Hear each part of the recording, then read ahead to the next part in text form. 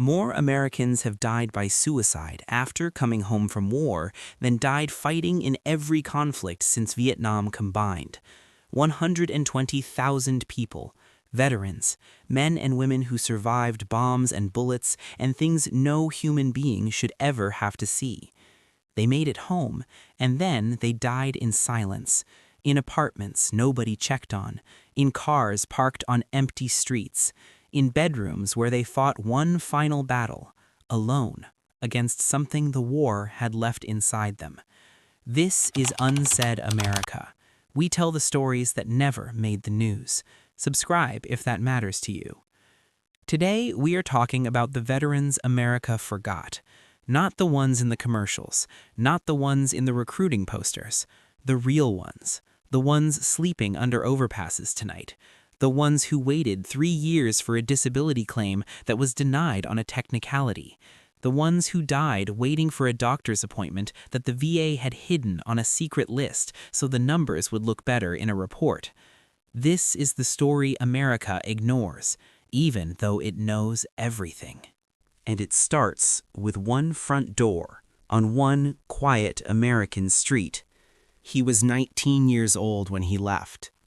He kissed his mother on the forehead at the front door of a small house on a quiet American street. She smelled like coffee and soap. He memorized that. Because somewhere in the back of his mind, he understood that some things are worth memorizing before you go. He told her he would be back before she knew it. She smiled and said she knew. The neighbors waved from across the street. His father shook his hand, first time that had ever happened, and didn't let go for a long moment. He came home 14 months later. He walked through that same front door. His mother was standing in the kitchen.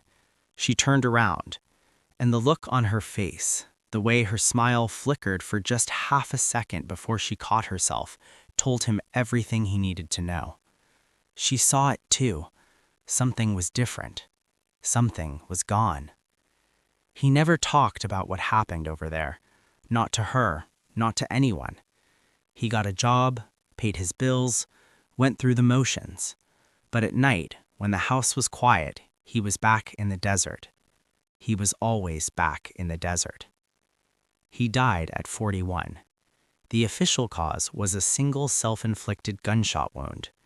The real cause was a country that sent him to war and then forgot he existed. This is not one man's story. This is the story of hundreds of thousands of American veterans, the men and women who gave everything this country asked and came home to silence. To understand how America got here, we have to go back to where the betrayal became impossible to ignore: Vietnam. When those soldiers came home in the late 1960s and 1970s, there were no parades. Many were told to change out of their uniforms before landing so they would not be recognized in public. The country that had drafted them, young men who had no choice, who received a letter in the mail and were told to show up or go to prison, wanted nothing to do with them when they returned. They had survived things no human being is built to survive.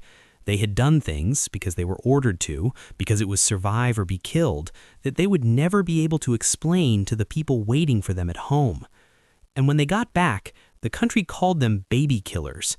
That is not an exaggeration. That is what happened. Men drafted at 18 were spat on in airports. Society blamed the soldiers for the decisions of the politicians who sent them. The veterans paid the price for a war they never chose. And nobody was asking what the war had done to their minds. Post-traumatic stress disorder was not a recognized medical diagnosis until 1980. For the entire first decade after Vietnam, the men suffering from nightmares that woke them screaming, from flashbacks so vivid they could smell the smoke, were told they were weak, were told to man up, were told that real soldiers do not fall apart. So they fell apart in private, with alcohol, with pills, with anything that made the nights survivable. And tens of thousands of them did not survive. America did not ask why. America had already moved on. And I want to stop here for just a moment because I need to say something directly. This is not a video that says do not serve, do not fight, do not answer when your country calls. If anything, it is the complete opposite.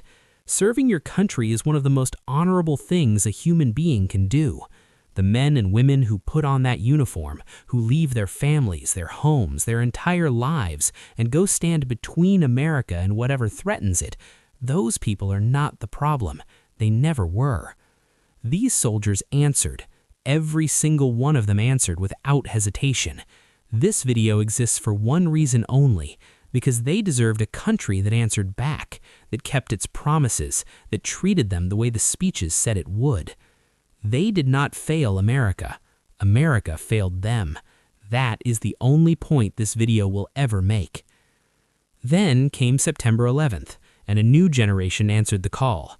They were young, some barely out of high school. They enlisted because they were angry and patriotic, and they genuinely believed, as young people do, that what they were doing mattered, that America needed them, that they would be taken care of. They were right about one thing. America needed them. When they came home from Iraq and Afghanistan, the country had gotten better at saying thank you. Yellow ribbons, thank you for your service at airports, a standing ovation at a baseball game. America had learned how to perform gratitude. What it had not learned was how to actually care for the people it had sent to war. Today, the suicide rate among veterans is 1.5 times higher than among non-veteran Americans. A person who served this country is 50% more likely to die by their own hand than someone who did not. Let that land for a moment.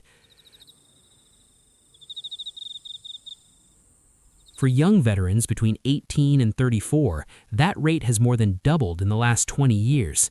Since 2001, the United States has lost more than 120,000 veterans to suicide, more than the total American combat deaths in every war since Vietnam combined. More Americans have died at their own hands after coming home than died in combat over there, and the country that sent them barely talks about it. In 2022, more than half of the veterans who died by suicide had not had a single interaction with Veterans Health Administration services in the 5 years before their death. Not one appointment, not one phone call. They were invisible, and they died invisible. The institution built to protect veterans has been its own catastrophe. In 2014, a scandal broke open that should have shaken this country to its core. Veterans across America were waiting months, sometimes over a year, just to see a doctor. In Phoenix, Arizona, dozens of veterans died waiting for appointments that VA administrators had deliberately hidden on secret lists, falsified records designed to make wait times look shorter than they were. Veterans were dying. The paperwork said everything was fine. Congress held hearings. Officials testified.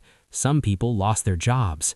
The news cycle moved on in 2 weeks, and veterans kept waiting. Today, more than 30,000 veterans sleep on the streets of America every single night. 30,000 people who raised their right hand and swore an oath without a bed to sleep in the richest country on earth. For those who do try to access benefits, the system seems designed to exhaust them into giving up. Disability claims take years. Appeals take longer. The paperwork is so complex, veterans need lawyers just to navigate it. The burden of proof falls entirely on the veteran. Men who watch their closest friends die on a roadside are asked to fill out forms explaining why that experience might have caused psychological damage, as if a form could contain what war does to a human soul. Before we finish, I want to ask you something directly. Do you have a veteran in your life? A father, a grandfather, a brother or sister, a friend who came back different and never quite explained why.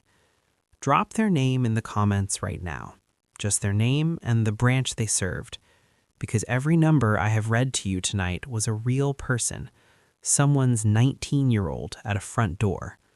They deserve to be remembered by name, not buried in a statistic. Here is the part of this story that is almost impossible to sit with. The American people overwhelmingly want to do right by veterans. 86% of Americans say Congress should provide immediate quality health care for veterans. 86. That is as close to unanimous as American public opinion ever gets on anything. So why does nothing change? Because caring about something in a poll is not the same as demanding it from the people you elect. Because it's easy to put a bumper sticker on your car and harder to make your senator answer for a VA system that has been broken for 40 years. Because America has mastered the performance of honoring veterans in public and learned to look away from what happens to them in private. This is not a left or right failure. Every administration, Democrat and Republican, has managed to underfund, mismanage, and ultimately fail the people who served under them. This belongs to all of us. When America needs its young people, it knows exactly where to find them.